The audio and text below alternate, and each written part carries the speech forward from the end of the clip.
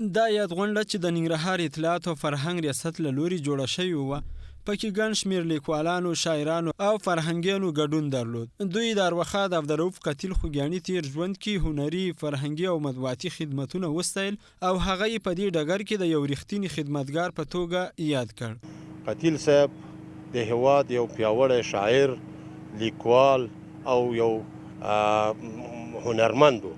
د هېواد په مطبوعاتو کې، د هېواد په بیلابیلو ولایتونو کې لکه د ننګرهار د روزپاڼې د مسؤل مدیر په توګه خپله دنده په ډېره ایماني توګه او په ډېر صداقت سره ترسره کړې ده.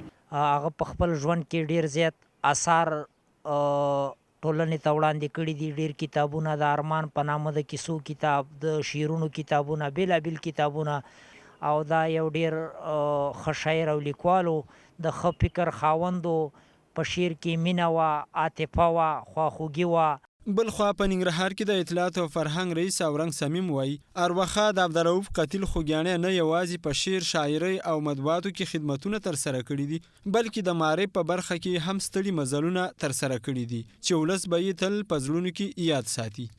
قتیل صاحب یو څوبودي شخصیت و. هغه د ادب په برخه کې او د معرف په برخه کې او د هنر په برخه کې ډېرې لاسته راوړنې او ډېر لوی استعدادونه هغه سره موجود وو. نو د ده شخصیت څوبودي و. ګڼ شمېر کتابونه یې چاپ کړي دي، ډرامې لیکلي دي، اشعار یې لیکلي دي.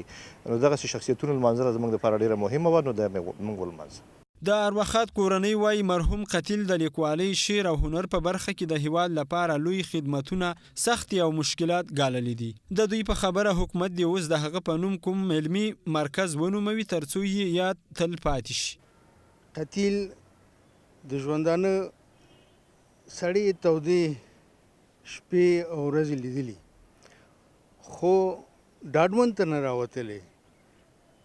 له چا سره کومه شخصي دښمني، طرفګني نه پاللې او نه کړې ده. خپلې غوښتنې د شعر، ډرامو او لیکنو له لارې خپلې ټولنې ته وړاندې کړي او نتیجه یې هم اخیستې. ارواښاد عبدالرؤف قتیل خوږیاڼي د ننګرهار ولایت خوږیاڼو کږې ولسوالۍ اوسیدونکی و چې د علم او ادب په برخه کې یې پراخ خدمتونه ترسره کړي دي. ارواښاد قتیل خوږیاڼي تیر کال د قوس میاشتې په 9مه نیټه په کابل کې د ورپېښې ناروغۍ له امله د 88 کلونو په عمر له دې نړۍ سترګې پټې کړې.